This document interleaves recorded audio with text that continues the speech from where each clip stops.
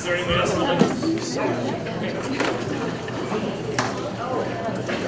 Hello, ladies and gentlemen. Hello, everybody. Hi. You guys made me cry. It's so good to see you and see how successful you are because of the t-shirts. My name is Tracy Post. I am your government teacher, your economics teacher, your psychology teacher, your sociology teacher, your criminal justice teacher. I'm spread thin myself. My son graduated last year and is off the Navy at the Nuclear Power School, which is one of the most prestigious schools that you can get into in the military. And no, I don't have an Aunt Becky that could pay that way. When he graduates, it's a multi-tiered course study for him. And when he graduated his first step, I actually told my husband, I don't know if I should go, which is heartbreaking to me because I don't get to see him. Because I pour my time into my students here, I said to him, we don't have a lot of substitutes, and not ones that I could trust for being gone for multi-days and know that the curriculum is going to go on. Because when I come back, if I have to redo everything, it's very frustrating for me. And this year I had a 6-course load. So I have a prep, I have a lunch, and I have 6 classes. It's a lot. And I do it with joy in my heart. And I've done it for 13 years. So, it was frustrating to me to see actually a different item on your agenda. It's number 17 under the finance. And I appreciate everybody that's concerned with music because in full disclosure, we don't have enough music here and I sent my daughter to a performing arts charter school just to be transparent because I believe transparency is incredibly important. So, with that said, there's different kinds of schools for everyone. And my son did extremely well here. And when I balance my work and home life, I always want to make sure that I'm leaving my kids here well cared for. And number 17 says the agreement between the district and substitute teacher service to fill absences during the 2019 and 2020 school year as presented. I don't know the details of that. I'm interested in hearing, hopefully a discussion. I don't feel like, honestly, I'm going to get that level of transparency, but I was looking up this subservice and I noticed that they employ people who are not teachers. They employ people who have a 4-year degree and also people who are becoming teachers. And you're talking about 18, 19, 20, 24-year-olds, 18, 19, 20, 21-year-olds, students that are not far removed from our level of students at the high school. And that concerns me, especially because, I'll just say, I grew up in the Plum School District and we're all aware of the difficulties that they've had when people cannot understand boundaries. So I was reading on their website, and if you pardon me, I'm just going to read one of their taglines says, find out how you can join our staff as a substitute teacher or substitute paraprofessional. One interview can put you in touch with all of the school districts. I went on approximately, I interviewed at 4 districts. Roughly 3 to 4 levels of interviews before I was able to secure the contract here at Carlynton. And it's kind of insulting that one interview can get you in touch with our most impressionable student body, our most impressionable youth. And it concerns me that this is the promotion of this company. I understand that times are tough and we're consolidating a lot of positions. Trust me, I know how the hot dog is made, working from the inside. And that's why it makes it difficult to choose sometimes the decisions that are being made. I respect your time in doing that. I also clicked on here about how to become a substitute with this employment agency. And it said, if you're looking for a career in education, but you don't think teaching is the right position for you, this company offers a variety of substitute positions.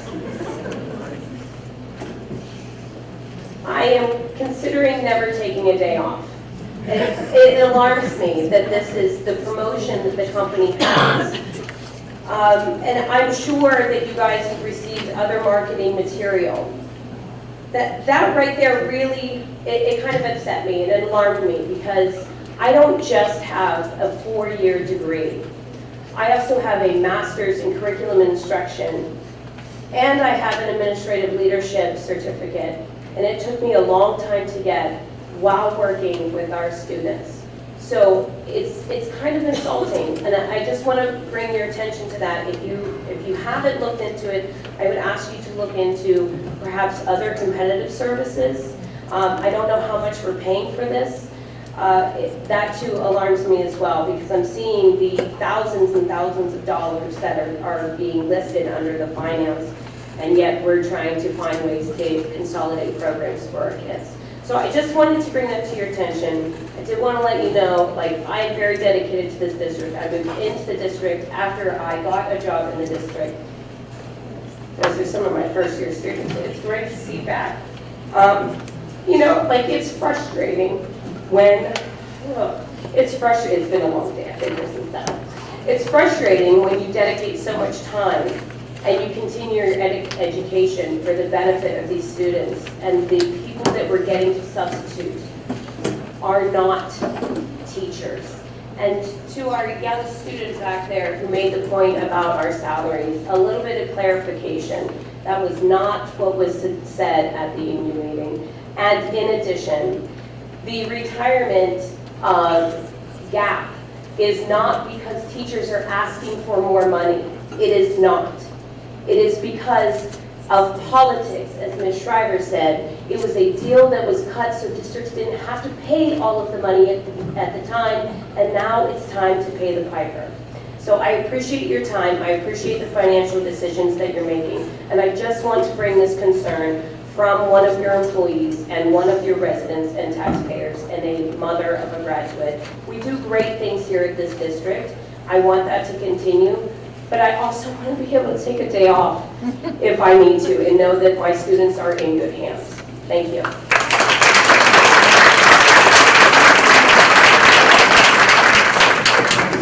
Okay, hi, it's going to be Oliver. I'm not too good at speaking publicly, like, at all. My name is Kayla Menz, and I'm a freshman.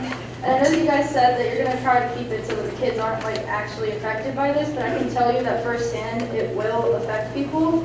Because when I first started in chorus and band in 4th grade, it truly, like, opened up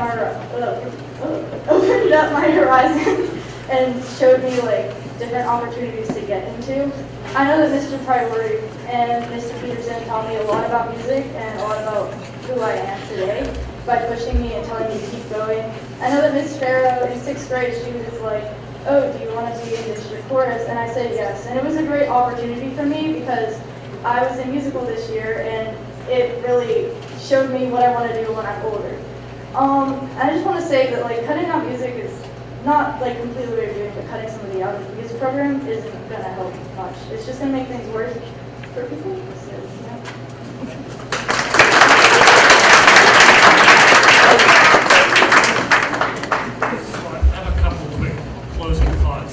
Thank you, everybody, for your comments, your input. I think it's encouraging the board to see the commitment from the community and your assertion that arts and music are important to you and to us as a community. I personally agree, and all of the board agree. As several of you know, that we're facing some tough decisions, but it's also great to have that validation from you that arts and music are important. And I would say, as a couple people noted, these are budgetary issues that are quite large and way beyond a specific position. So I encourage all of you, this might be unrealistic, but I encourage all of you to come to our main meeting where we're talking in real detail about the various choices that we're facing. And I think one of the commenters talked about making difficult decisions. And we've been making precision cuts for about 4 or 5 years now. We made some very difficult decisions, and we think the overall impact has been minor to the student body, and we thought that was a good investment, short-term, small tactical cuts to keep the whole intact. And the district has provided many of you, many of my kids, with a great benefit, a great education, and a great experience. There's so many wonderful things that happen in our communities. We want to preserve that for the next generation. We have to make, at least in the short term, some very difficult decisions about finances and, in some cases, programs. So I encourage you to come back and keep coming back and bringing your suggestions. One gentleman from Carnegie made a great point about helping to raise the tax base to help fund all the things we're going to do. And it's a great suggestion. Keep coming and bring your ideas on how we do that. I see some other familiar faces in the back that put their voice to that topic in the past. So please keep coming. Please engage us. This is a topic that we're all passionate about. But thank you again for your comments.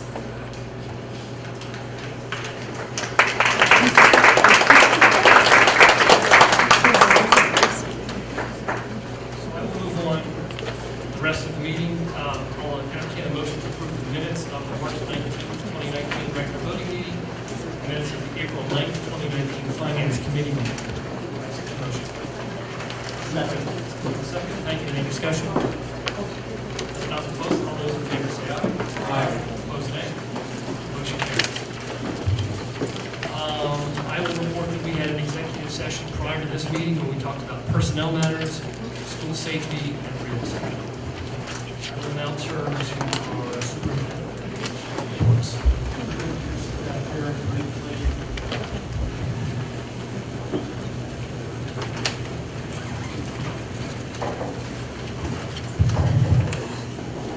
just very briefly, we did send a robocall out that the spring break has been modified due to school cancellations and closings, and so we should be aware that the only day other than the weekend will be this coming Friday. The school will be in session. Thursday will be in session on Monday. For those of you who do celebrate the Easter holiday, on behalf of the administration, we wish you a happy holiday.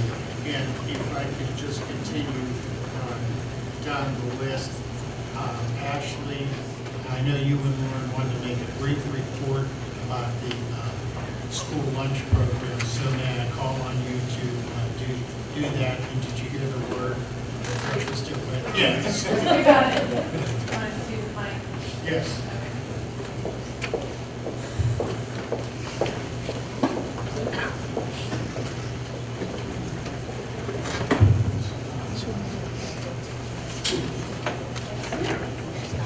So, Ashley Lyndhurst and I have been working pretty closely, beginning with last year, to help create a Carnegie cafeteria that works well for the population that we have at Carnegie Elementary. Starting last year, Ashley and I implemented a breakfast in the classroom program that started the second semester of last year.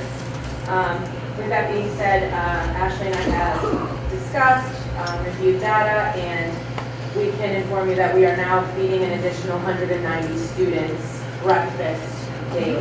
So that's a great improvement. And Ashley was definitely the spearhead with that. She brought it to my attention.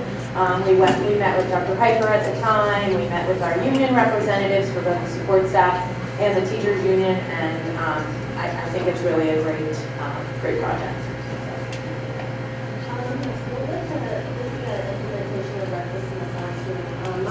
My daughter goes to Carnegie, all my children go to Carnegie, so this, definitely have a stake in what goes on in her district. And, we get to practice in the classroom. Everybody, obviously, at Carnegie is entitled to it, and the cafeteria just wasn't large enough. So our main goal was how do we get them that breakfast that they're entitled to? And 190 additional breakfasts on a daily basis has resulted in 25,000 meals. That is, on top of what we did last year. So we are up 25,000 meals with implementing that breakfast program. So the need was there, and that's the main thing. The need was there, and we're doing it. So with the, you want to talk about? So then that was our main focus for last year. We implemented it second semester, we implemented the beginning of the school year now, and it's working very smoothly, I think. So we also started to discuss lunch, procedurals at lunch, some of the new concerns that we have at lunch. Some of our ELL population have some dietary restrictions that we needed to discuss. And with that being said, we had to do some procedural things to, number one, expedite our lunches. We have anywhere between 120 and 150 students in each lunch period. We also had to look at those dietary restrictions and see, making sure that students were getting meals that they could eat. And we had to, of course, we had to make sure our serving time gets down, because we have that 30 minutes of time for students to get through the line, get eating their lunch so that they have their 30 minutes of recess. So those were just some of the things that we looked at, and we came up with procedures to help expedite that. So our teachers now in grades kindergarten, first and second grade use a sticker system so that our lunch servers know exactly what food choice our students are receiving. So if they ordered a peanut butter and jelly, we know that they're going to receive a peanut butter and jelly. That also helps with making sure that we have enough. We are a satellite building, so Ashley gets us what we need, and we want to make sure that we get what the students are ordering. In addition to that, we do a line process now where all of our cold lunches, which would consist of a peanut butter and jelly, a cheese sandwich, or either the salad or the snack pack or whatever else option 2 is on the menu, they receive their lunches first. So if they ordered something that was different from the hot lunch, then they're receiving those lunches. So those are the types of procedural things that we put into place so that it's just working the way we need it to work. We have a lot of little bodies to feed in a short amount of time, so we want to make sure that we're getting them in line, getting them fed, so that they can get out to recess in a reasonable amount of time. And ultimately, this promotes the cafeteria program this year, obviously. In all, the breakfast program has resulted in that 25,000 meals up from last year, which is, I must say, a very wonderful thing. But we are creating a very efficient, self-sustaining program. With the implementation of this, with this breakfast in the classroom, this has resulted in revenue of $48,413 from last year, year to date.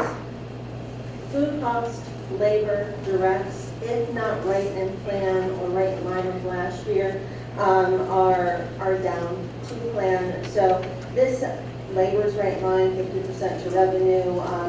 The program year to date, we're in the black, over 26,000 so far, and that's up 8,000 from last year. So with this additional money, we can only reinvest it in the program. That's how it's designed. So this really for our future and what we're going to do going forward, we can reinvest in the cafeteria, enhance menu choices, and really get with the students and parents is our goal, and to see what they want and bring it to them. So that's all. I personally have any questions from anybody about the program? Thank you so much. Thank you.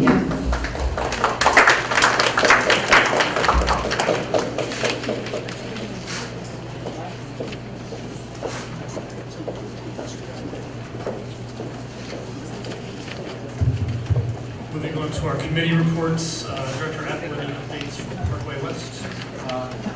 Briefly. Just result. We can't hear you. Just briefly. Okay, so just really briefly, Parkway West CTC, I'm the board representative to that school, and each of the districts in the jointure have to pass the budget of the Parkway West CTC. And the only thing I have to say about that is that everyone in the district has done so, as well as the motion. Everybody's got it. That's the entirety of my. Thank you, Joe.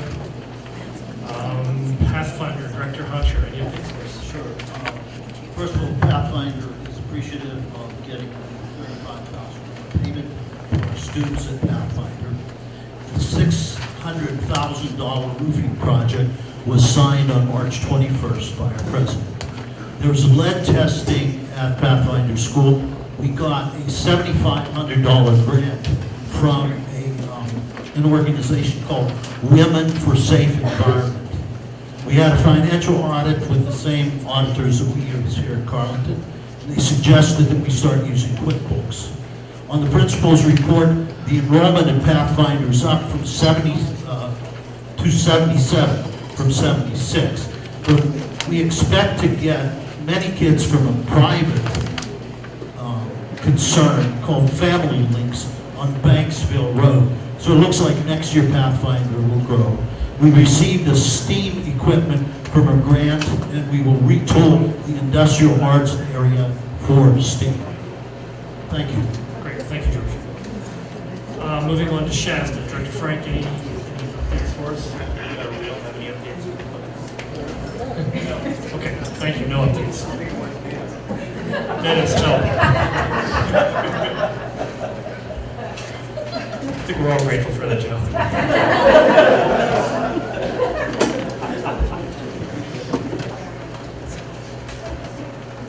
Thank you, Dennis.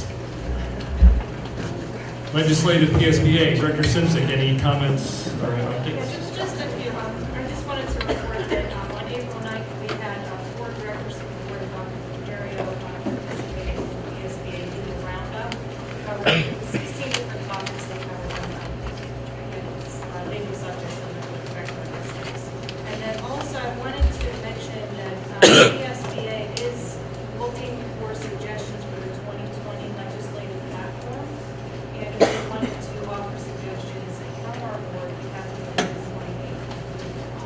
So if you're matters that are important to our vision, it's really the time to we have to take forward. I think some of the comments tonight will dovetail with that. We're looking for some assistance from the state organizations. All right, thank you. Moving on to the main portion of our meeting, under Section 1 miscellaneous. There are 2 items. I'll entertain a motion to approve. Number 1, additions to the 2018-2019 conference and field trip requests as submitted. Number 2, dispose or donate an old series of science textbooks as submitted. Do I have a motion for those 2 items? Moved and second. Moved and second. Any discussion? If not, we'll vote. All those in favor say aye. Aye. Opposed, nay. Motion carries. Under Section 2 Finance, we have quite a few items, so let's divide it into 2 groups. I'll entertain a motion to approve items 1 through 9. Number 1, March 2019 bills in the amount of $767,120.35. Number 2, the treasurer's report for the month ending January 31st, 2019. Number 3, the treasurer's report for the month ending February 28th, 2019. Number 4, 2019-2020 approved administrative budget for the South Central Area Special Schools Committee with a cost of $35,750 to the district.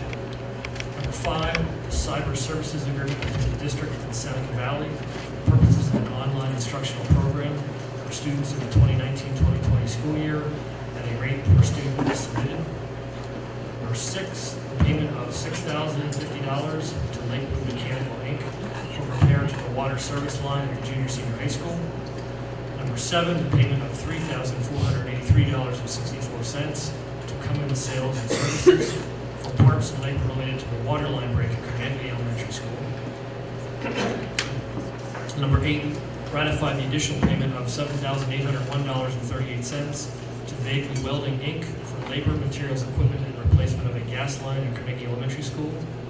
This payment will be made from the Capital Projects Fund.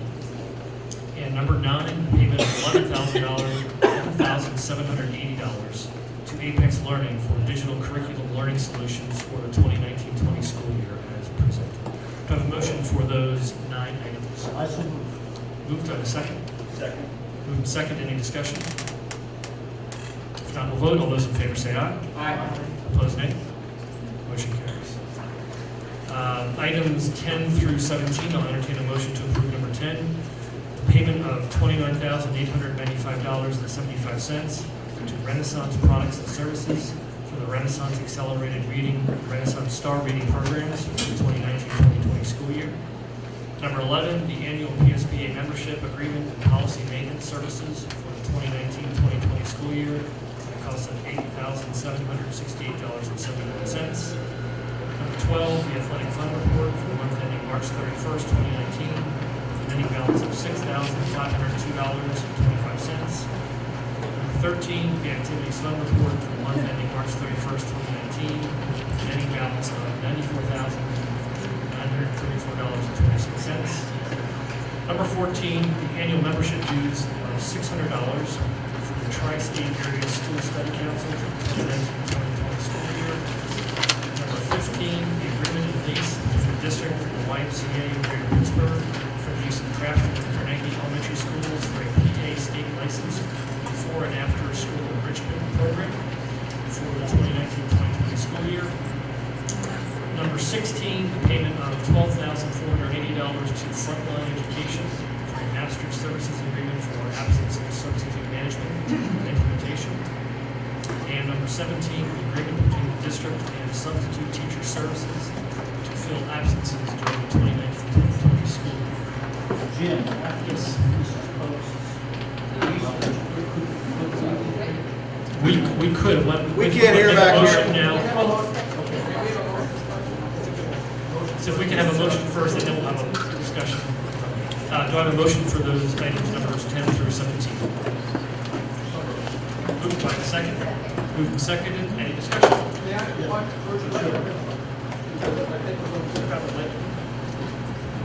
Yeah, I wanted to comment with regard to item number 17, the agreement between the district and substitute teacher services to fill absences during the 1920 school year. I appreciate our business manager had the contract with him, pointed out a relevant section. I hope Mrs. Post is still here. I am.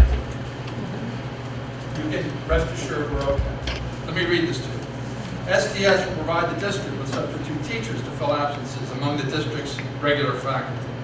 To lessen the administrative impact on the district of such absences, SDS will provide the substitute teachers from a pool of individuals who are certified teachers by the Commonwealth of Pennsylvania and who additionally maintain any and all other certifications required by the Commonwealth for teachers. SDS will be responsible for interviewing all candidates for this pool and ensuring that they have the requisite qualifications, including Act 24, Act 34, Act 114, and Act 151. Verification of PA teaching certificates, providing Act 126 mandated training and compliance of PA Act 168 for all new hires. Further goes on to add that all these individuals will be responsible for understanding the policies of the district.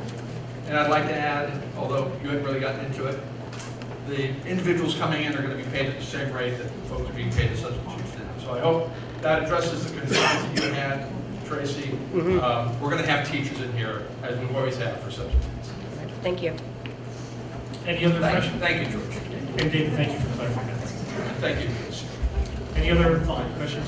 Excellent. Can I ask a question? It's typically not, but Okay. do you mind doing it after? Can you save your question? Sure. Wonderful, thank you. Any other board questions from the topic? If not, we'll vote. All those in favor say aye. Aye. Opposed, nay. Motion carries. Under Section 3, Personnel, we have a bunch of items as well. Let's split into two groups, numbers 1 through 6. I'll entertain a motion to approve number 1, the additions to the 2018-2019 supplemental athletic list as presented. Number 2, the letter of resignation from Carnegie Elementary cafeteria worker Crystal Arthur, effective March 19th, 2019. Number 3, award the position of Class 1 Registrar, Child Accounting, and PIMS Coordinator to Greg Petronsky, effective June 7th, 2019, under the terms of the Secretary of Cafeteria and Aides Collective Bargaining Union Agreement. Number 4, award the position of Temporary Maintenance Helper to David Karsher, effective April 1st, 2019, under the terms of the Custodial Maintenance Collective Bargaining Union Agreement. Number 5, ratify the appointment of Anne Marie Hughes to the position of Lunchroom Playground Worker at Carnegie Elementary, retroactive to March 26, 2019. Number 6, post for the positions of 10 summer custodial helpers at an hourly rate of $10 and 2 temporary summer maintenance helpers under the terms of the custodial maintenance collective bargaining agreement. Do I have a motion for the 6 items? Moved. Do I have a second? Moved and second. Any discussion? If not, we'll vote. All those in favor say aye. Aye. Opposed, nay. Motion carries. Numbers 7 through 10, I'll entertain a motion to approve number 7, the elimination of an elementary music chorus position effective June 5th, 2019. Number 8, the elimination of the substitute caller activities athletic secretary position effective June 6th, 2019. Number 9, reclassifying the high school secretary position from a Class 1 12-month position to a Class 2 10-month position effective June 7th, 2019. And number 10, the elimination of the 3 paraprofessional positions due to restructuring of classes effective June 3rd, 2019. Do I have a motion for those 4 items? So moved. Second. Moved and second. Thank you. Any discussion? Yes, I'd like these to be separate. Separate? Okay. I'll turn to our solicitor. What's the best way to achieve that? Well, you have a motion for all 4. I would start with a vote on 7, 8, 9, and 10 in sequence. We have a motion on the floor for all 4. So I move to table that motion. We don't have to do that, but if you move the table, then that gives a second, we can go from there. The motion has been made, we can vote on them separately, and frankly, that's been your procedure. I'll follow your directions. So then, with the motion on the table, I'll entertain, I guess, a vote for, or we'll have a vote for item number 7, the elimination of an element. Oh, thank you, Joe. Thank you very much. So is there any discussion before we vote? Any discussion on any of the items? If, If I could just make one comment, I think we've heard. We can't hear. We can't I hear. think we heard a very passionate, very organized plea from the public. If this motion were to pass, I want you to know we have the spring and summer months to work with the music department to make all of this work. And just so that we all understand, we are not eliminating the music department in the elementary school. And actually, in many ways, it's more in line with the number of music teachers in other school districts. Thank you. a quick comment, I've refrained from sharing this before, but I have a personal connection to music. I've always been a big music lover. I played piano, I played the trombone, I sang in the choirs. I have a huge passion for music, so I sat and watched Mr. Priority conduct the 3rd graders at the Music in Schools Week a couple weeks ago, and loved the dynamic that I saw. So I'm a huge advocate. Russ and I have had multiple conversations, Mark and I have had multiple conversations on my love of music. So the fact that we're considering this means that things are very serious.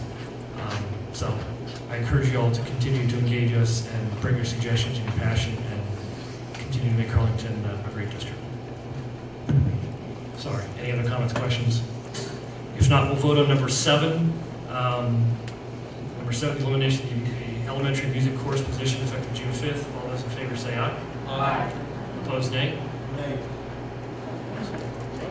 Second, we'll note 1 nay vote. And the motion carries. Please. Folks, last week we had a finance committee meeting. I'm not going to ask you to raise your hand because none of you showed up. Nobody showed up last week.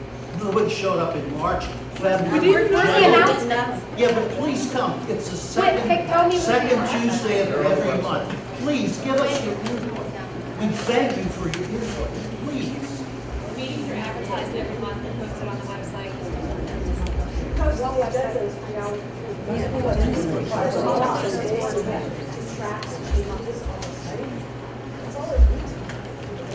A fair point. So consider tonight as a great way that we've shared information, you've shared your passion and your interest in what programs you want to maintain, and come next month and see the broader picture of what we're working with, and you can continue to make your suggestions. Number 8, elimination of the substitute caller activities athletic secretary position effective June 6th. All those in favor say aye. Aye. Opposed, nay. Motion carries. Number 9, reclassifying the high school secretary position from Class 1 12-month position to a Class 2 10-month position. All those in favor say aye. Aye. Opposed, nay. Motion carries. Number 10, the elimination of the 3 paraprofessional positions due to restructuring of classes effective June 3rd. All those in favor say aye. Aye. Opposed, nay. Motion carries. Under Section 4, Student Services, I'll entertain a motion to approve, number 1, collaborative agreement between the district and Kennedy Schools Driving to provide driver training services to district students at no cost to the district. Number 2, the AP U.S. Government Field Trip to Gettysburg for the cost of the district of $1,750. Number 3, the Title I State Parent Conference registration for a district family to attend the conference with all costs absorbed by Title I funding. Do I have a motion for those 3 items? Moved by the second. Moved and second, any discussion? If not. Yes.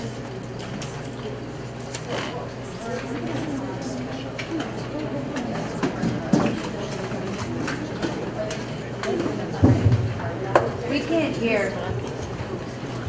I was just asking for item number 2, where it's a cost of $1,750 for the district. How much of that was fundraising? Of course,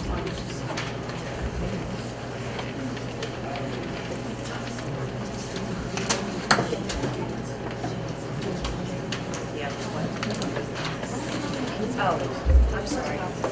Who's asking?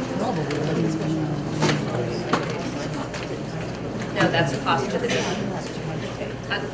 Was there a question asked? Was there a question? There was fundraising for the Gettysburg trip. I'm not an authority to speak, but I can just let you know that a grant was applied to the Carlynton Education Foundation for a portion of that, but that is from the district. That's not fundraising. And that's only from my point of view. I do not know all the other details, so that's only what I know on surface. So it sounds like a grant that you funded it. Maybe the superintendent can go research and is it a topic that you're okay supporting tonight? I'd like to understand if we're fundraising. I just know that. I mean, that's what I'm talking about, all these patrons, and maybe we're scrutinizing every little thing, but I just feel like a lot of the other clubs, and even, I know part of the curriculum, like, my son, he wants to go to France in 2 years, and he's starting to fundraise now, because that's a couple $100,000 per student, so everybody's chipping in, Mrs. Schreiber talked about it, little cuts here and there, but one person doesn't undertake a huge cut. So maybe it seems like such a small question, but I'm just putting out there because I want to know that everybody's chipping in. So the superintendent can follow up with that, both tactically and that, and a bit larger, how we're handling field trips. Hey, Jim, each student also contributed. Oh, good. Each Thank student you. also So each paid. student also contributed to that trip. All right. Thank you. I very wasn't much. sure.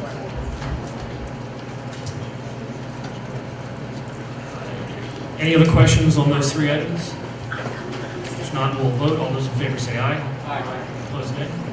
Motion carries. Under Section 5 Policy, I'll entertain a motion to approve 2 items. Number 1, adopt and approve the second and final reading of policies 800 through 808, the full PSBA policy review. Number 2, the first reading of policies 810.2 to 819 as presented for the full PSBA policy review. Do I have a motion for those items? Moved by the second? Second. Moved and second, any discussion? If not, we'll vote. All those in favor say aye. Aye. Opposed, nay. Motion carries. Under old business, does any director have any old business they would like to discuss? If not, nope. If not, we'll move on to new business. Any director have any new business they would like to discuss? Nope. Open forum. Anyone in the, I see someone raise their hand in the back. Yes, sir.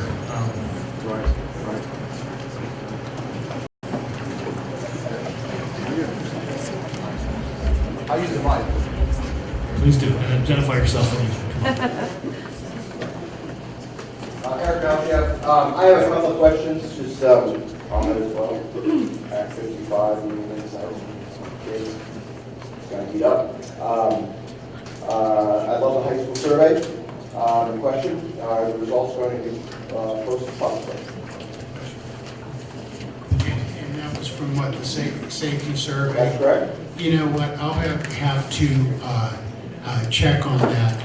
There's been a new ruling, I'm not sure about survey results, but a lot of those things have confidential implications for obvious reasons. But if we are permitted to post them, we will.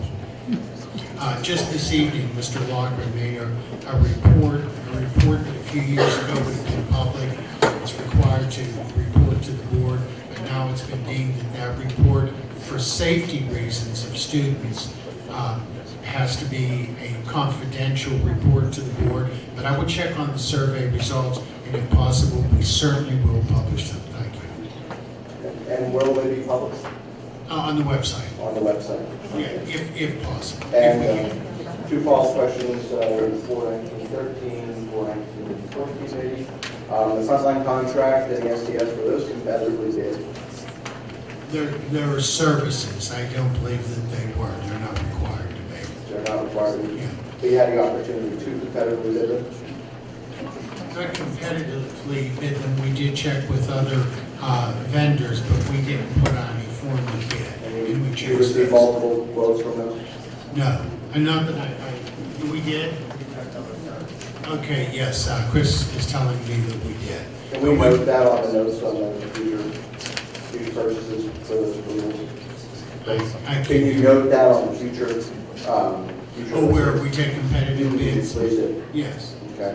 And the last question, obviously, regarding admissions, where are we on the superintendent search?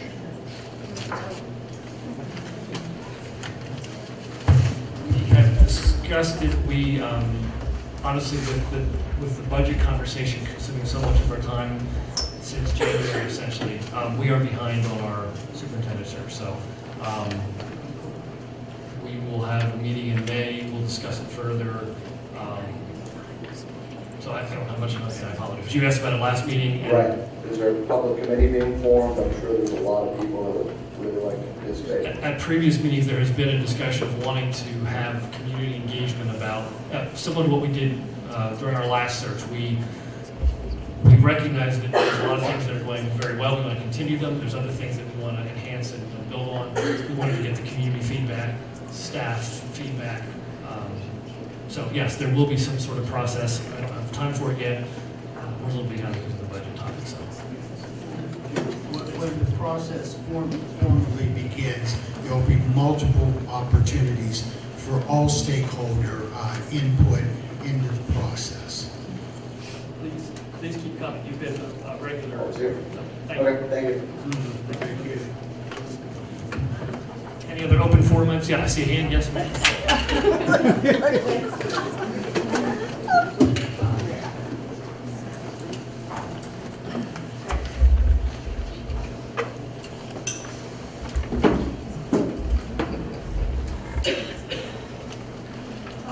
My name is Denise Cook. I'm a paraprofessional. I've been here at the high school for 18 years. And I just have a question. We love our kids. You know, we do our job to the best of our abilities. And my question is, how would having 3 paraprofessionals benefit the kids?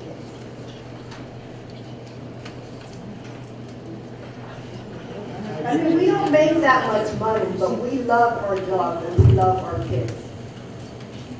I didn't hear the end of your question. No, I just wanted to know how having 3 paraprofessionals would benefit. I mean, I came from being a paralegal at Reed Smith to being a paraprofessional here. And I love my job so much better. But I just want to know how having 3 of us is going to help the kids. I think it's in the broader context of the budget conversation that we're having. So, We did some things, we did some class consolidation, some other things that did not require those specific support staff in those areas, but they will be maintained in another class. And we never know what our student population is going to be from week to week, so they're subject to being going back into those areas where they were. So it's just through a reorganization, not really a cut or elimination. No, and we all appreciate what it is you say. Okay. Any, okay, Mr. Okay, Nicole McMurdo, I have a graduate and a senior high school student. They're both involved in lots of the activities in this school. My question is, there's probably, hopefully an easy answer to this.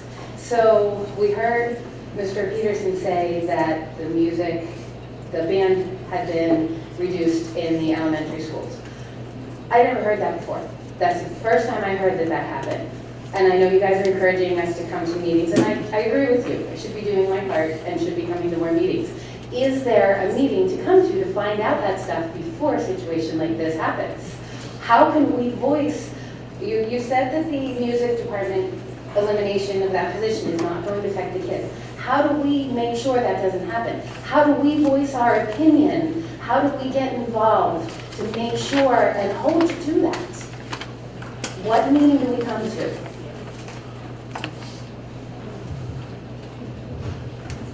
We're going to be doing some reorganization. We'll be meeting with Mr. Peterson, who's been a long-time employee, very creative person who can make a lot of good things happen. But not just the music, but all of it. Any cut that's made, when they eliminated the library, I we see. didn't know. How do we get involved in the discussion, not just finance committee, but the education part of it? How do we get involved in the discussion before it reaches this point? So the answer is unfortunately difficult, but I'll call out Eric Falchuk in the back. Eric has been coming to 80% of our meetings for the past year and a half. He looks bored half the time. It takes up a lot of his personal time, but he understands what's happening in our district, the good, the bad, the challenges, and he's offering suggestions.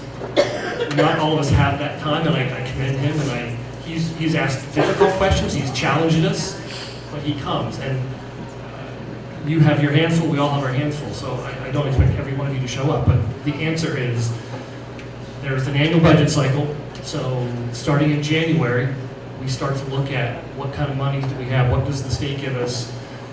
We essentially have $10 to spend on $15 of stuff.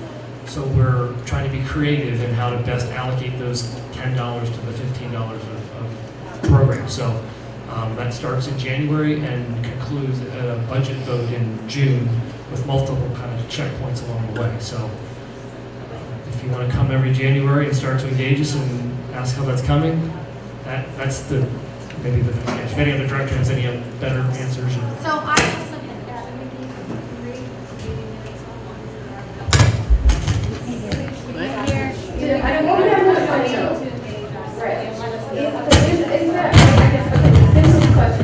Is there any form of discussion available about the content of the education after you eliminate a decision? Like I said, you're eliminating music, you eliminated the library. How do we make sure that it doesn't affect the kids, other than coming to a school board meeting? Is there any type of education? Well, let me say this, I can come to the school board meeting, see what's on the agenda, is one forum in which to express your concerns about what the district is doing. But I can tell you this, in the last month, we've had, in our school district, we've had the governor of Pennsylvania, Governor Wolf, was at the Carnegie Library. I'm not sure how many of you are aware of that. He gave a wonderful talk about his passionate support for public schools in Pennsylvania and how he would like to endow us with more monies that we used to have to run public schools, but it takes the public being involved and it takes the public being aware of what they need to do, who they need to contact, so the public schools in Pennsylvania will have more monies. This past year, I've worked in 3 public school districts in Pennsylvania. all of their libraries have either been closed or cut back. And one of the reasons too, I should say quite frankly, is, and we're not talking about the value of libraries, so much has changed through our digital world and on how libraries are used. For example, I know that a former student of mine works at Carnegie Library in Oakland. The least thing that they do is circulate books these days. They try to revitalize I themselves. understand, it was just an example. Yeah, Yeah. and I don't want to overtalk the Right. board. But it's not just coming to the board, it's also getting involved with understanding we are a state institution, we're funded by the state, that's where we rely on the money. We've been systematically throughout Pennsylvania and cut back. And if you'd heard Tom Wolf, I don't know whether you like him or dislike him, but it was a pretty passionate talk about what needs to occur in this Commonwealth to support public schools education and municipalities. He's talking about infrastructure, a decay, and these communities don't have the money anymore to support them. So there's a lot of things that we can do to support public schools and Carlynton, in addition to just talking about schools. But I do appreciate you. It's a wonderful call. So one of the things that I was going to say is we keep saying finance committee, and that was one of the things I pushed that we start about like 3 years ago, where I asked that we dedicate time to talk about. And I know some people's eyes glaze over when they hear acronyms and big numbers, not knowing what it actually ties to. So those meetings are meant for the families to come and for us to translate what some of this is. Everybody on this board, we're your neighbors. Our kids are your friends. Like, a lot of us have our kids in band, in music. Like, if you know my kid is section leader in band, and the other one dances and sings. So to have us have to struggle with this, it is painful for us too. But that should be something for you guys to see, like, that is how dire this situation is. So when you asked Nikki about where is the reform, one is we are your neighbors. All of you know at least 3 of us, either on the street, in class, or something. You can talk to us. We'll answer any questions. But the purpose of that finance committee every month, it's a discussion. It's not a voting meeting. That's places where different things are talked about, things are brought up. I was so happy, as nervous as I was to see a bunch of people in here, I was super happy because we've all been struggling. Like, I don't want as a single person to dictate for everybody. So when you guys ask questions or give input, we really take it to heart and it weighs on us. And we translate it to try and work with the administration and everything because it is a heavy thing to carry. I make so much money as a school board member. That's why I do this all the time.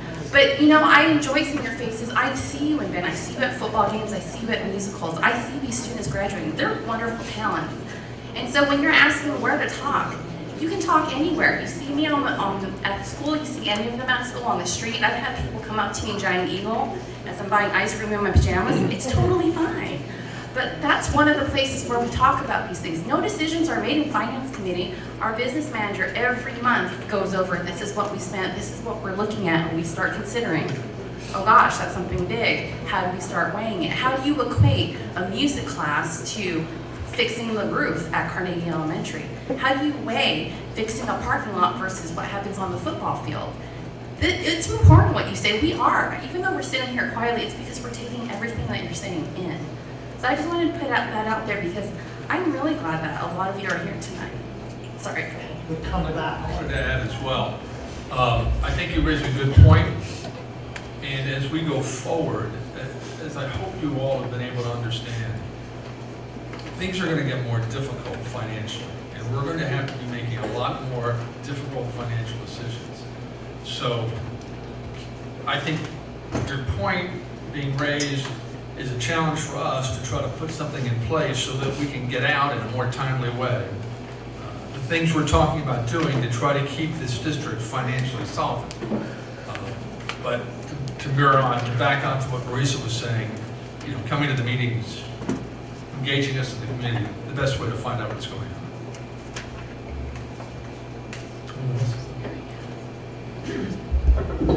If I may, and I know it's late and everybody wants to go home.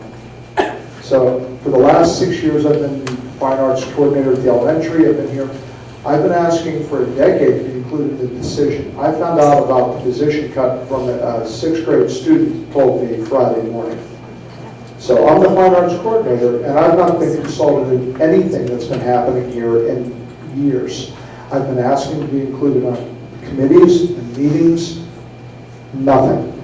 The high school scheduling, I did the survey 7 years ago that said that the 80% attrition rate between 8th and 9th grade was because of the scheduling and the students weren't able to get in.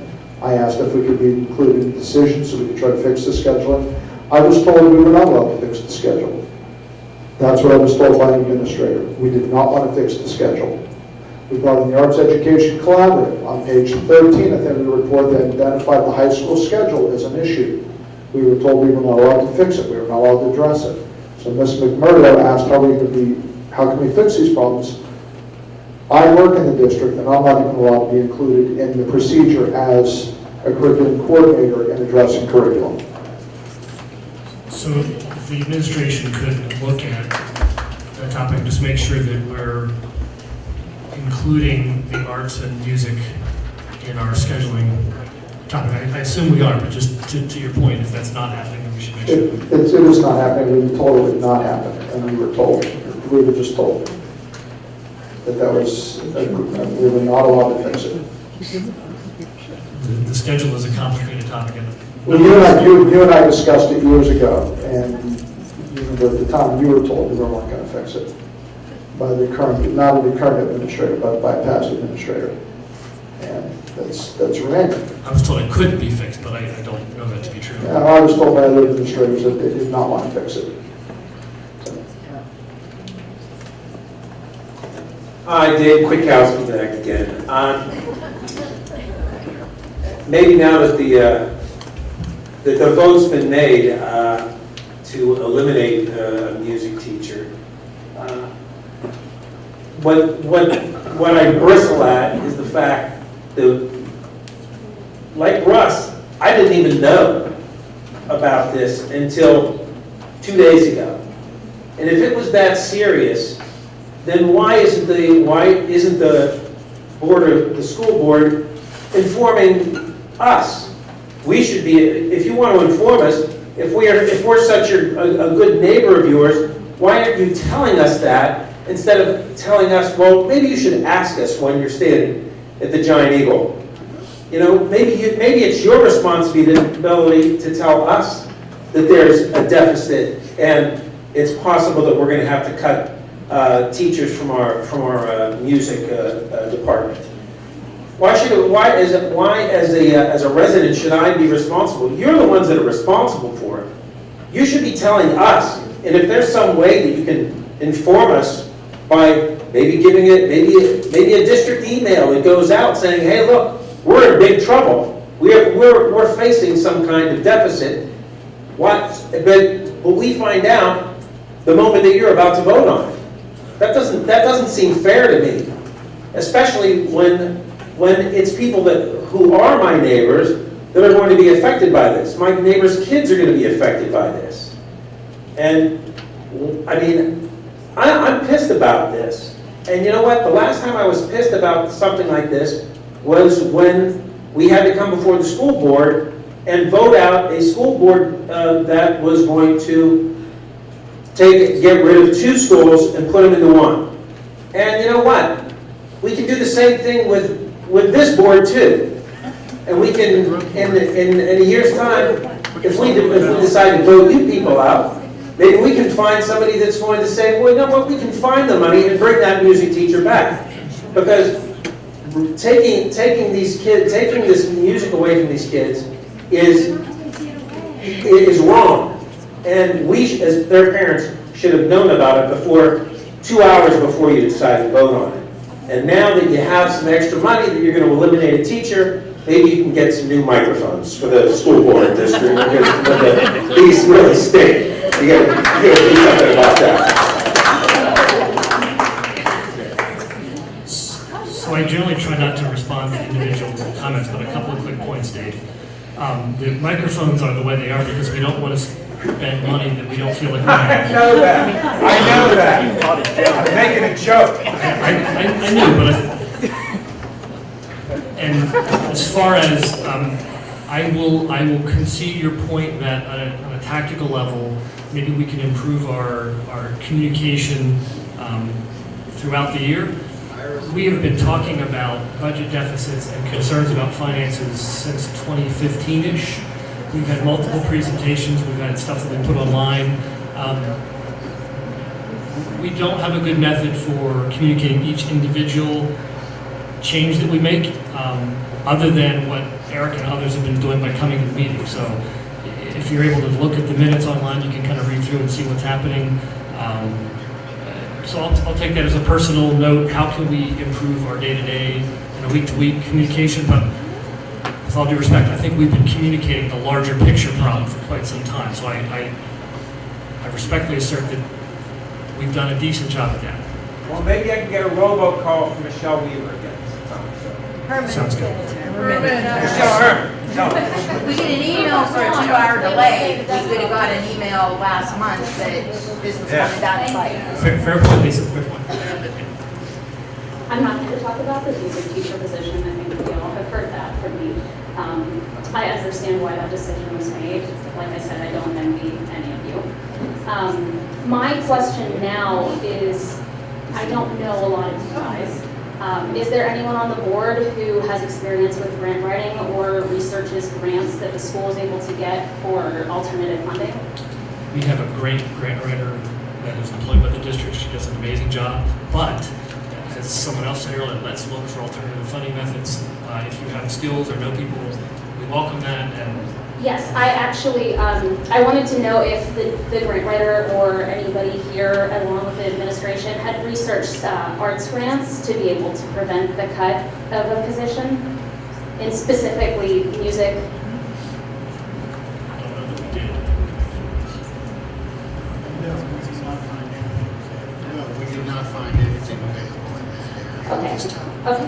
I find it hard to believe that there was nothing available. I respectfully disagree because there's always funding available. I've been the chief operating officer for an LGBTQ nonprofit, and I have been on the board and founded nonprofits before. But we're not a nonprofit. I understand that. I know We it's may not different from qualify. 501c3 In other words, the status. qualification criteria may be different, but I agree. looking for funding is always an issue. We do appreciate that. How often does our grant writer that's employed by the school district meet with the administration to research alternative funding? I can say this, specifically, it's not just working with the administration. Our teachers are encouraged. We do get grant opportunities through a variety of different sources. We send them through the entire faculty saying, hey, if you're interested in money in this, we've brought in a lot of grants, some of them not very big, but we brought in a lot of science grants. At Carnegie Elementary School, we've had several STEAM grants this year. So we are out there looking, we are publishing it among staff members, and our staff has responded well in that area. So we have worked on that quite a bit. Absolutely. My boyfriend actually is the community outreach coordinator for the Robotics Institute at Carnegie Mellon, and he has worked a lot with Wendy Steiner and with teachers here, and I know that that's grant funded. Yes. And that's amazing, and I'm so glad that students get that opportunity. I just would hate for the arts not to receive that opportunity as well, considering that it's a national crisis. As far as arts funding, that's why I said former director of administration for Pittsburgh Film Writers Center for the Arts. Admin is expenses out, so I got laid off. Yeah. But my other question was going to be, before these positions are up for elimination or consolidation is an option, are there meetings amongst the staff that department would be affected and administration? We do meet with administration to review them. We did this in this particular situation since we were not furloughing anybody. This was through attrition. We just proceeded with the move. We thought it was the least abrasive way to restructure the school district for next year. But I hear Russ loud and clear, and we will be talking, and Russ too, and and I know you're listening to the comments about looking for alternative funding in the area of music. I just have one more suggestion. I know I've been talking a lot. That's perfect. I am very happy that someone is employed by the school district to research alternative funding, but I would encourage everyone on the board to get involved in that as well. And I understand how many hours you dedicate to this cause. I really do. But anything that you guys can do sitting here to be on the same level as staff and faculty as far as their struggles, that would work really well. And I mean, who knows, a quick Google, you could find alternative funding. So I just appreciate your time. Thank you. If I may, Kim, just with regard to grants for personnel positions, that is it's a difficult, challenging way to fund a position because many of these grants are one-time opportunities. When we hire somebody and have somebody who they can be here for decades, so to be able to hire a person with the idea that we will always have grant money to cover them is not necessarily a realistic way to approach it. Opportunities for grant money, I agree with you, we should do everything we can, but I think we have to. Grants for a position, I agree, they're almost impossible to get. Just like general ops funding is almost impossible to get, you have to have a specificity for that. Researching grants to cover smaller costs within departments or programs is a great option because then you don't even have to itemize each thing. You can say, okay, well, this portion of the Heinz Hall field trip for our elementary school students is going to be covered by this grant from this company, this organization, blah, blah, blah. And then you can focus on line items for salaries and benefits and things like that. And we do look, I think we just had a motion for an item that was partially funded for a field trip. So certainly, it's a good way to get some funding, but we're going to have to, we may need to manage our expectations if we're looking to get grants to somehow fund, even sort of as an end run, of personnel. It may be worth forming committees with the faculty and the staff. They seem to have expressed a lot of interest in other ways to get money to be able to cover these costs.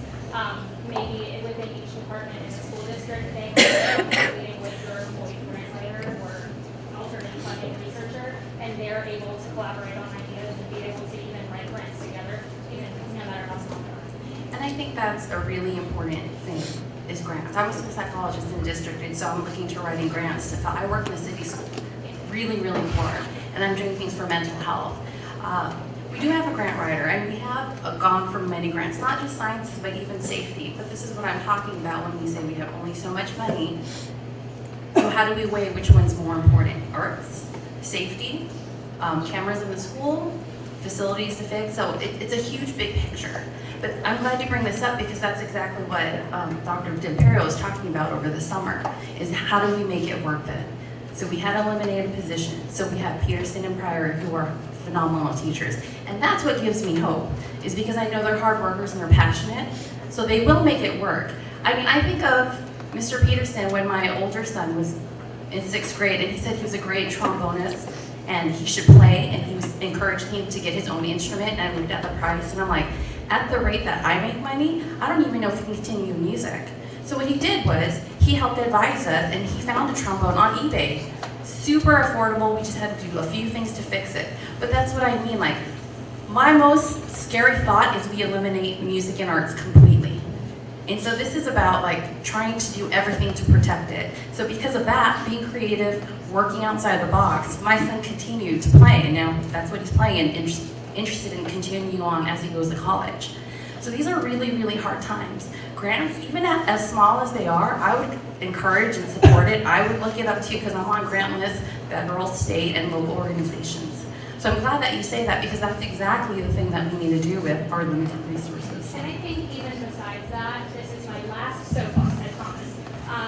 I talk a lot. Everyone who's known me since I got here knows that. Examining and researching partnerships outside of grants that you would have to file formal documentation for is really an untapped resource among school districts. Everyone's so busy competing for higher test scores and competing against each other. Like I said, we are wedged between two very high-ranking school districts. I was the assistant marching band director at Montour for 3 years.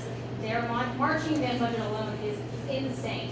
So going from here to there was a huge shock for me. I just think in my head, I know that when I was here, Seton LaSalle used our football field, or we had an agreement So even amongst teachers here, everyone here, if you are working for a business or an organization that is going to help the district in any way, that can be brought up in these meetings as well.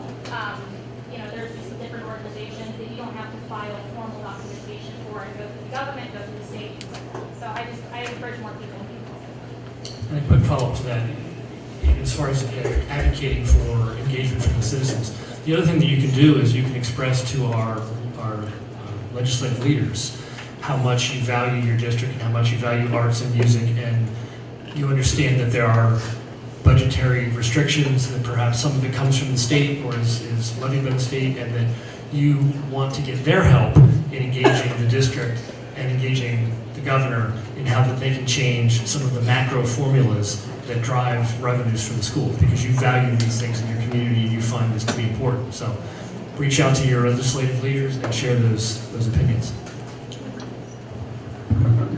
Okay, so before I ask my question, clearly there's a lot of tension in this room right now, and that's understandable because a lot of people are angry, as am I, but that's not what I'm here to say. I just would like to say that I would hate for this tension here to create further division between the parents, the community, and the school board that is already clearly present. So hopefully, I'm praying that this does not create more of a division, because that has not done anybody good.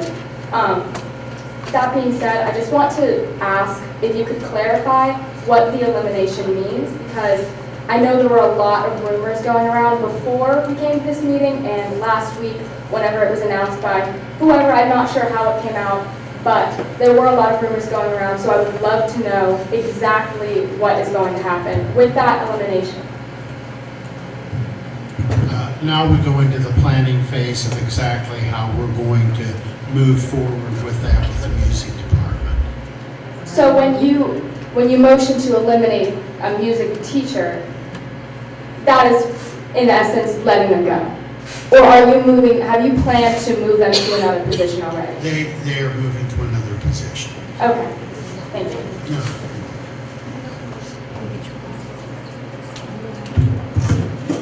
Hi everyone, my name is Ginger Beckett. I know a lot of people have known a really long time. I've been not speaking.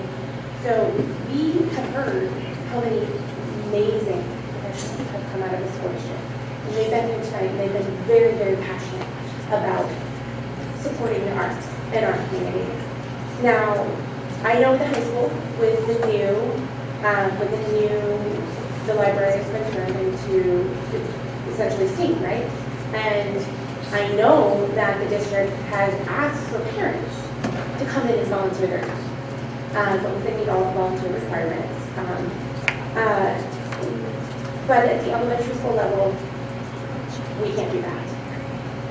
And is there a way to get parents to be able, and community members, to get back into the schools who could help maintain the art, maintain in the classroom, supplement what, we all know what's happening with the budget. And we're thankful that you're not cutting our art department all the way.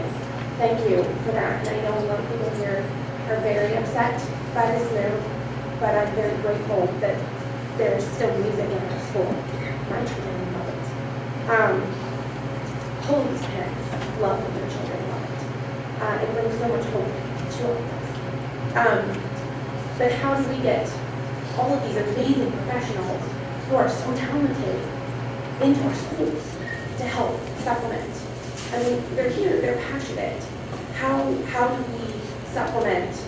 How can we help Mr. Peterson, Mr. Priori, Carnegie, Crafton? If it's being done here at the high school, why can't it be done at the elementary levels? I know when my youngest was in kindergarten, her teacher was amazing and knew that I couldn't come in and work class grades because I was needed in another grade. So I got to come in and help with art, and let me tell you, it was my favorite year. I got to come in and when we worked on Groundhog Day, do you know what I mean? And I know that the paraprofessionals have to work contract, and there's so much that cannot be done now by parents because it takes away from them. But they're being eliminated as well. And is there any way to restructure so that we can come in and help? Because obviously our children, they need us as parents, as individuals who who have all of these abilities and these resources and all of our skills, if we're able to do it at the high school now, why can't we do it at the elementary schools? Why can't the parents who are available and want to help, why can't we come in and help? It's simple as just talking to the teachers and saying, hey, we can supplement something to go along with what you're learning that has an art base. The teachers, the art teachers say 30 minutes is not enough, but we can roll it into what they're learning. Just like they have all these different other professionals come in and learn about beekeeping and all of these other things. We can roll, parents used to be able to come in and help the teachers with STEAM, and voluntarily. No one's getting paid for that. Parents used to be able to come in, and now we're not. So when we're looking for ways to help supplement the arts and supplement our schools and our kids to make sure that they're not missing out, find a way to let us back in. That's all I'm asking. Well, just to say, first of all, elementary PTAs have always been very strong organizations. They've always provided a lot of support to the elementary schools. But the PTA can only do so much. And individuals in that, such as parent volunteers, have always worked in the school. I would suggest that if a particular parent is interested in doing some volunteer work in the school, contact our elementary principals and proceed from there. There are some limitations. Obviously, there are some limitations, but just let it be known that you want to help. It's not that easy.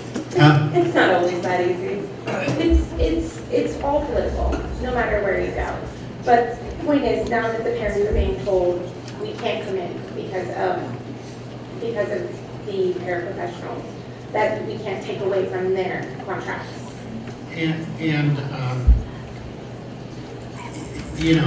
don't want to talk about any particular group of employees, but that can be an issue. I worked in another district where parents volunteered to come in or wanted to circulate books for their children, and the teacher said, you're taking away teacher work, so they were not, able to do that.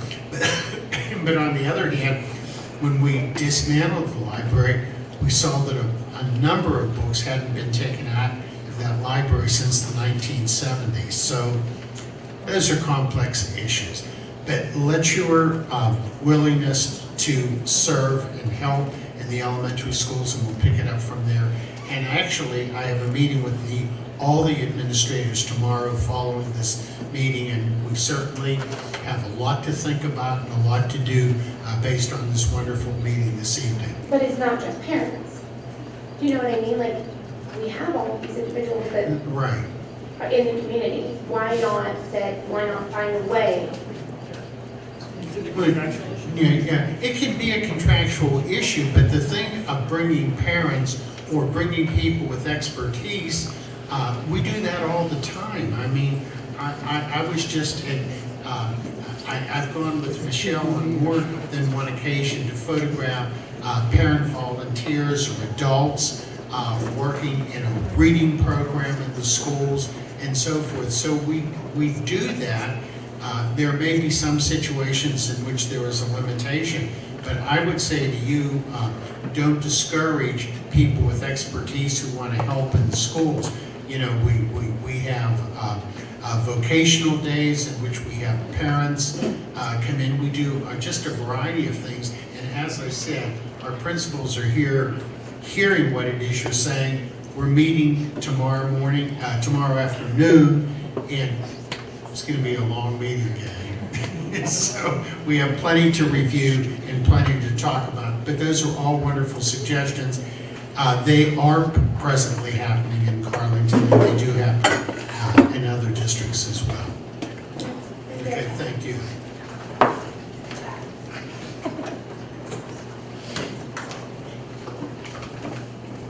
Hi, my name is Karen Watson.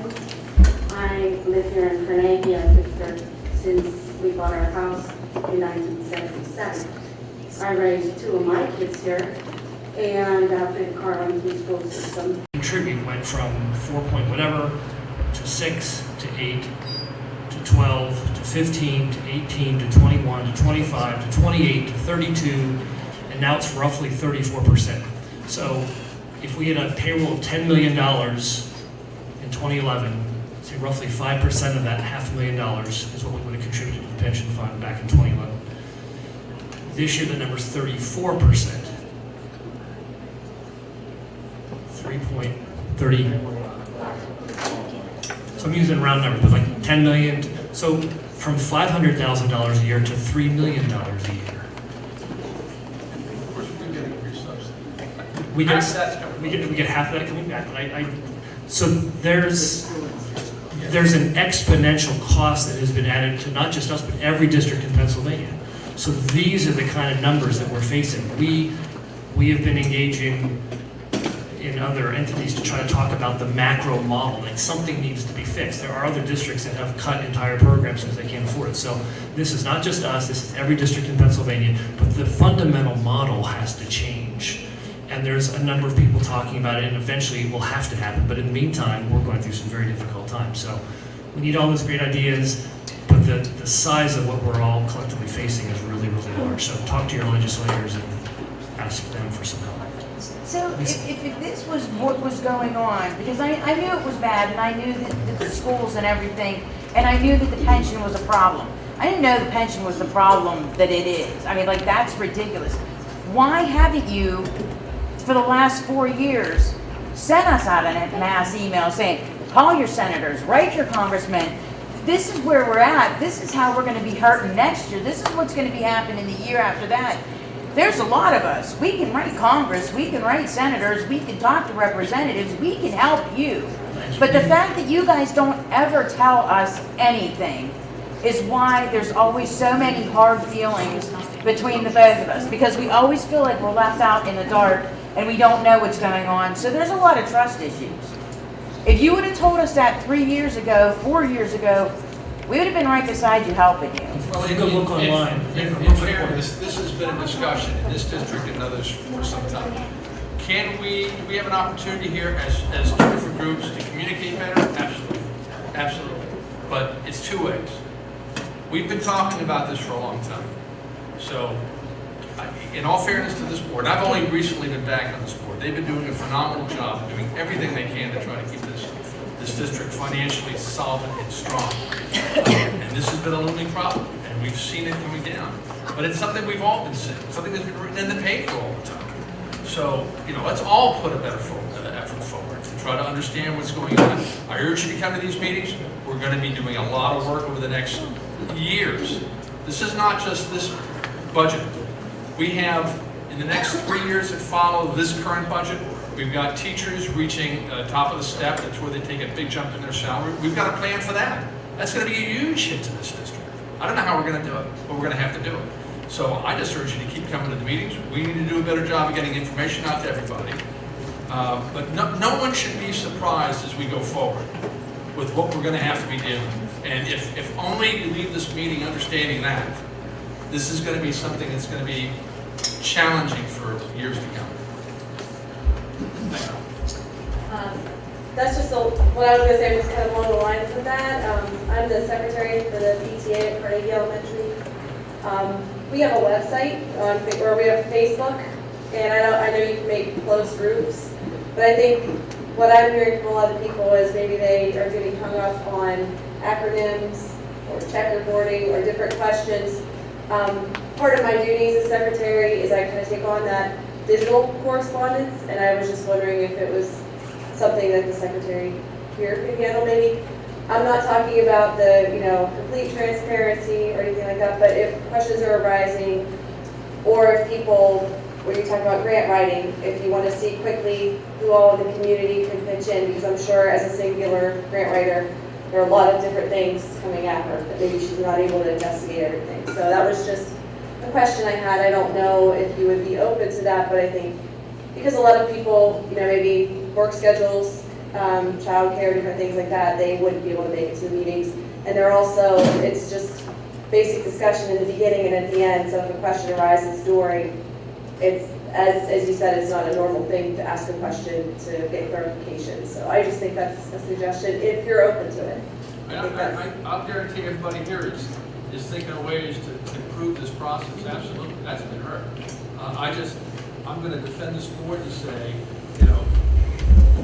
you can't just put it on us. We've all got to do better. All of us have got to do better, and we all have to be ready for the tough days ahead. They are coming. Winter's coming. Winter's coming. Winter's here. Well, this is why I'm saying I was really impressed with the number of people that showed up tonight, because to me then that shows that there's railroads laid for communication. But I'm just saying, because of that, with the advent of social media, just in the last 4 years alone, has transformed communication, and we can. I mean, we're learning how to, I'm learning how to tweet, I think Twitter or something. But there's ways that we can communicate, and even if it is, this, I don't want to be two separate groups, because we are all families and members of this community and taxpayers.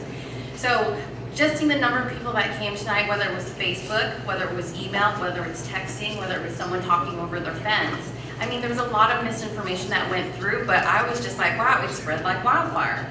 And I don't want people to only be moved when they get afraid or when they get angry. I want people to come, whether it's to talk about grants, because they have creative ideas, because they're like, hey, did you think of this? I'm like, no, because I'm a school psychologist, and sometimes I just stick with mental health or safety, and that's where my mind is. So there is lots of people in the community that can contribute, and I'm always open to it if someone comes up to me or someone Facebooks me or whatever. So, I mean, this, people showing up, this shows me this kind of communication can happen. Hi, I'm Mary Campbell. I teach second grade at Carnegie. I've been there for 10 years. I live in Carnegie as well. I just have a question for clarification from Director Russos and Mr. Joseph. The substitute service, the substitute teacher service, did you say that you were reading a contract that was specific to our district? Yes. So that's the contract that we have with this company. So we will have certified teachers. It is the contract that was approved this evening. Okay. Okay. And how much is the district paying for that service? It's a 29% mark. Well, we pay, yeah. It depends on if we pay the same, then it would be a 29% mark. I would it's much cheaper than other services. Once they go over 20 days, go 120, they would get the 120 half. Days within the district, they would be the same markup for that month. Okay. And we're not paying any additional cost of cash. Okay. Okay. All right. Thank you. Sorry, Rebecca Shaver again. I just wanted to make it real quick. I know the one girl was, she was asking about what the next step was since you were eliminating the position of the music teacher. And I'm kind of still a little confused on the situation of what is the next step.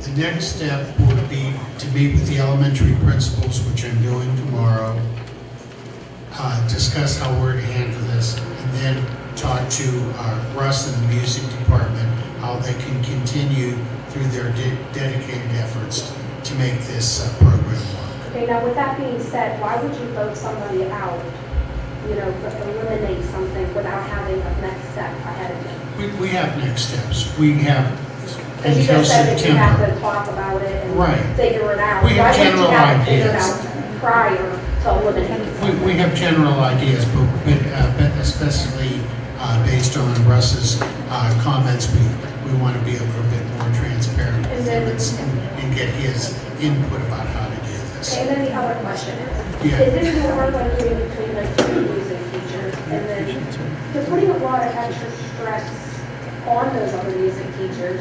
And then when you're doing that, it's stress on them, it's stress on the kids, because if the kids sends the stress on the other teachers and stuff, I really honestly think that this is a horrible move, because when you put more stuff on people and that, it makes it very hard. And I just don't want to see that stress being taken on our kids. So, Yeah, and it's not fair to teachers, it's not no, fair. I understand, but you also understand we're living in a Oh, world. no, I totally understand that, and I think us as a community need to step up too, and we need to throw that extra help and stuff, and that's what we're asking. What can we do to help? Besides coming to board meetings, I get that point. But I'm sitting here at the board meeting, what is that doing? I need to know what I could do as a parent, as a mother, as a community person. Find us money.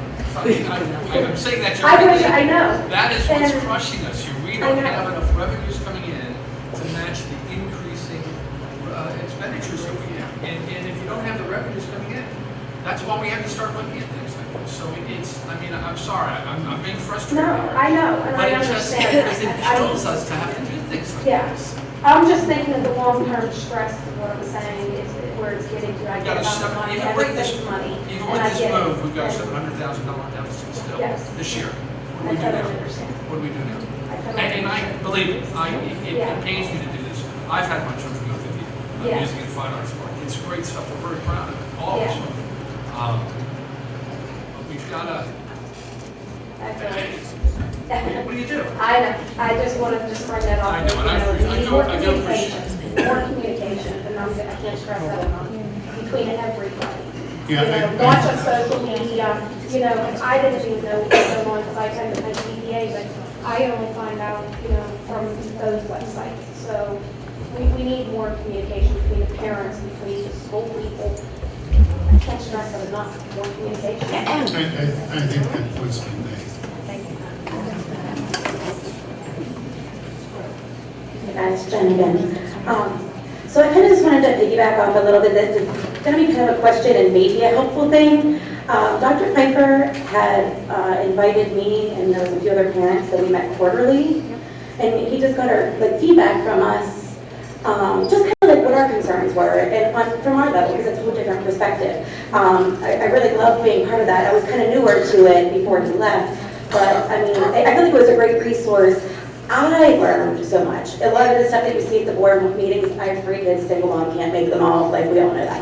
I try to, read the notes and everything, but it is what it is. But I learned a lot, and it really gave me a perspective on what the budget looks like and how much of a struggle that is. And that was, about a year and a half ago. I was able to share that with other parents. Another thing, with the communication lines, I've learned, and this was kind of part of me coming into with Dr. Piper and everything, when big things happen, and I'll just reference some of the more recent big things, like when there was the bomb threat and the fear of the shooting, and things just, like Ms. Mendoza said, spread like wildfire. Community, it's going to do that, and you're going to have it, but I took it straight to superintendent.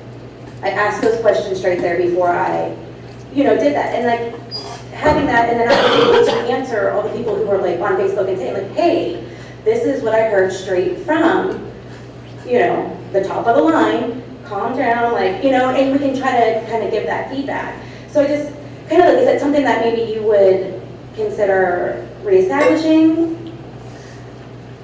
Well, yeah. And let me just say, Michelle Herman, and we have so much tech support to get the word out there, and we're very diligent in doing that. So we feel that we're doing a good job in that area. Let me talk to the principals tomorrow morning to see what their communication level is with the parents and the PTA, and what part I can play in it while I'm here. Right. Because especially with out of those 2 incidents, and I forget the timeline, but whatever occurred first, there was absolutely no communication to the parents, which was something I addressed with Dr. Piper as a concern. And that was the feedback I was getting from a lot of my peers and friends. I've lived in this district since 1984. I've been here a long time. I know a lot of people.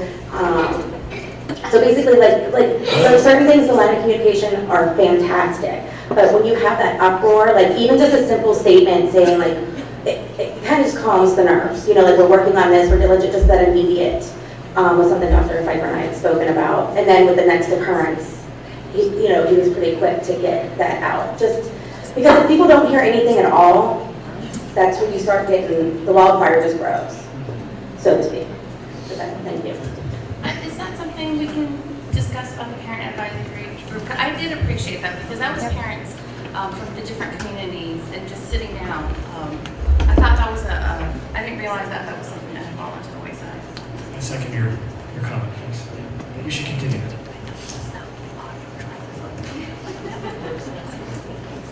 Any other comments? If seeing none, we'll move on. Board members, any other open forum comments? If not, I'll entertain a motion to adjourn. Do I have a second? All those in favor say aye. Opposed, nay.